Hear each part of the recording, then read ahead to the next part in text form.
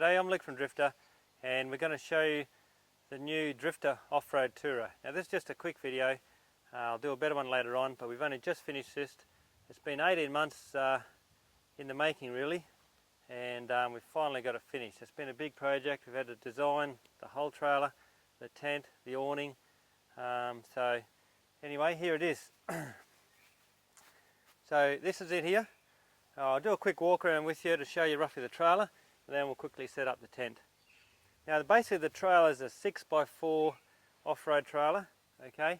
So it's a little bit shorter than a standard trailer. It's got a fixed top on it, right? It's a fixed checker plate aluminium top. The trailer itself only weighs 490 kilograms. That's without the tent. The tent's about 90, okay? But we've made a lot of effort to get the weight down as much as we can. Now on the front we've got the Oz hitch, 2.5 tonne. Okay, great little hitch there, easy to hook up. We've got a handbrake there, nice and flush mounted, so you're not going to trip over it. It's a good quality Alco jockey wheel. Now the trailer, we've basically built the best quality trailer we can. This is the stone guard here. Okay, inside where the stone guard is, there's a nice bit of space. Let's come and have a look at that. And we put a rubbish bag here, and I've got a bag designed a little bit like the bag you normally have on your back wheel, but it's just the right height. So we've got these made up specially. Now you can put firewood, rubbish. It's mainly designed for rubbish, but anything you like in there, and that's quite handy. We've got a little marine carpet coated piece of ply there, and that makes this a nice place where you can step up. Now because of the nature of the tent, you'll find you're going to be crawling over the trailer, so wherever we can. You can see here I've got checker plate on here and here, so we can sort of climb around on it. Okay.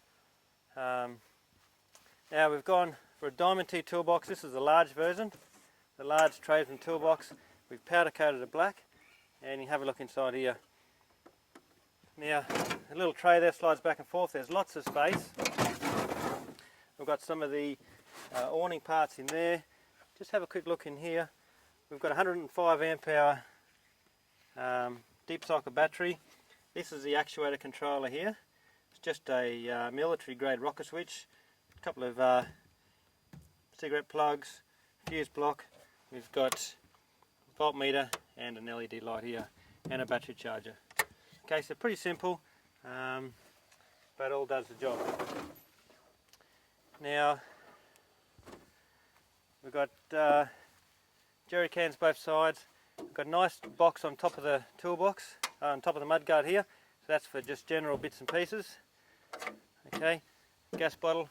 You can see the actuators here. Now these are actuators we get specially made.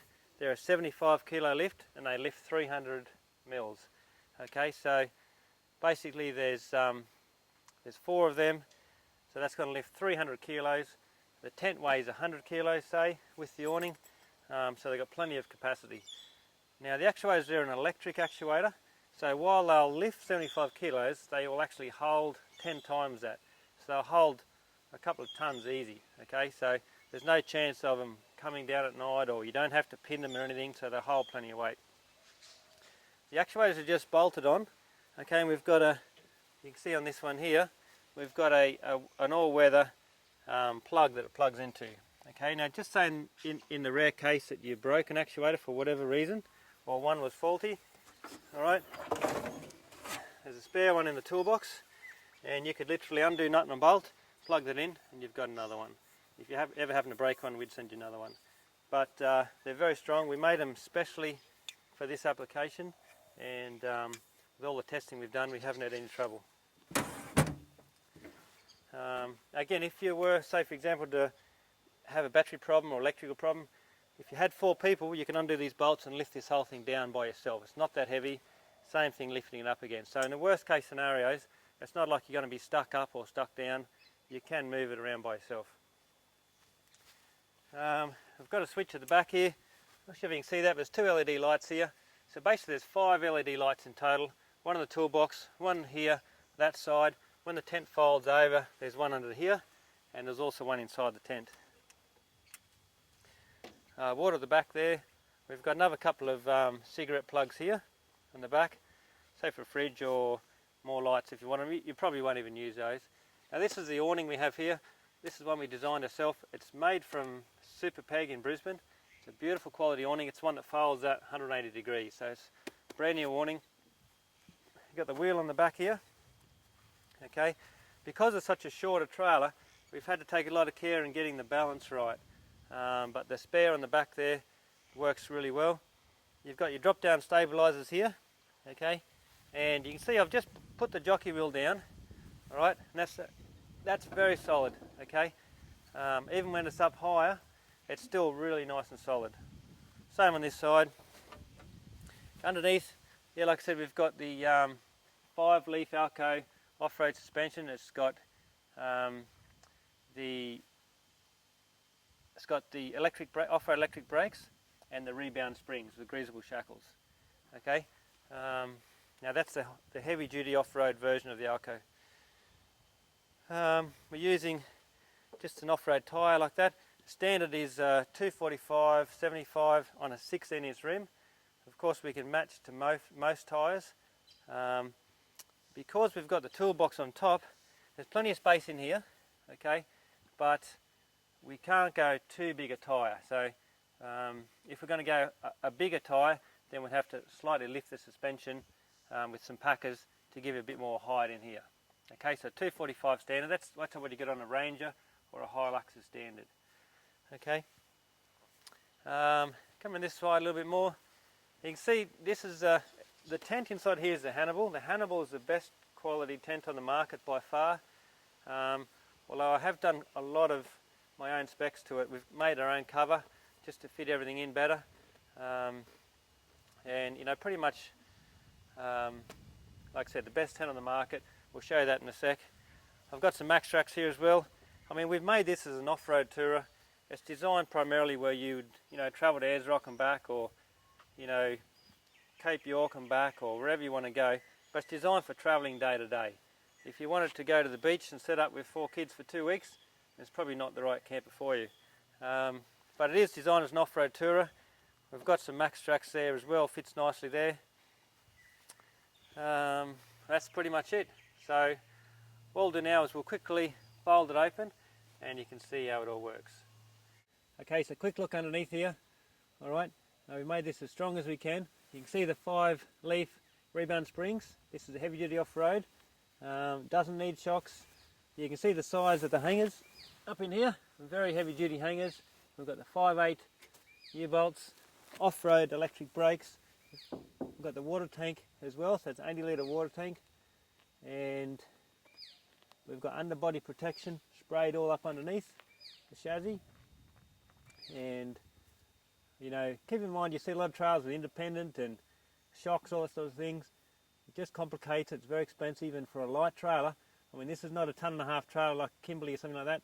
This is a light trailer, and you know, you don't need all that complicated suspension. Now, it's easier, of course, with 2. We're going to just roll this cover off. Now, this is a 2-metre Hannibal tent, so it's the largest tent on the market. Okay, it's quite a heavy canvas. It's a lot heavier than the lightweight, cheap rooftop tents. Okay, so it's quite handy to have someone just on the other side to give you a bit of a lift to start off with. Now here's a shelf, we'll show you where that goes later. Handy to have a couple of those mats there. Okay, so this is now ready just to pull over. Alright, Cody?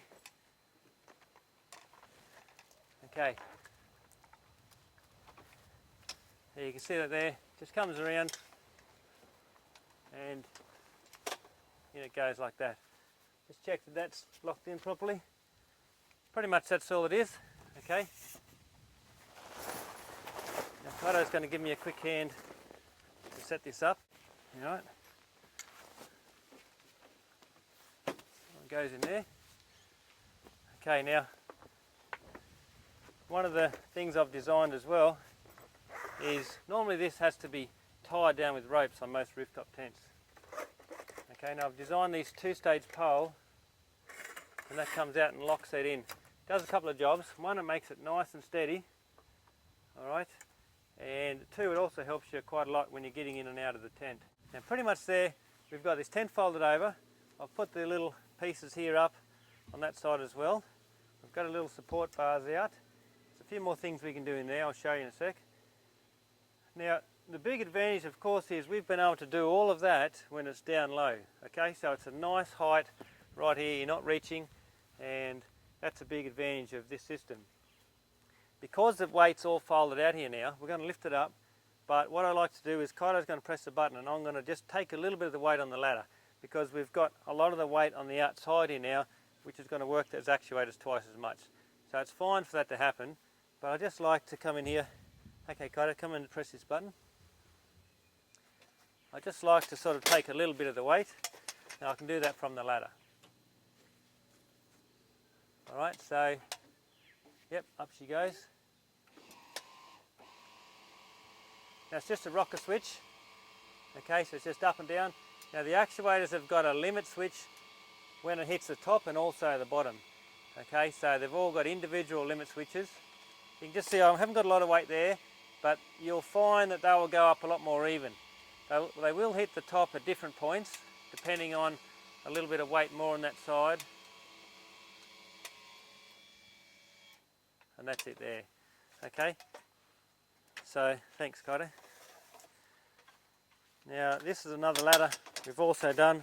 This is more of a standard ladder now for a lot of the rooftop tent. It's not the standard Hannibal ladder.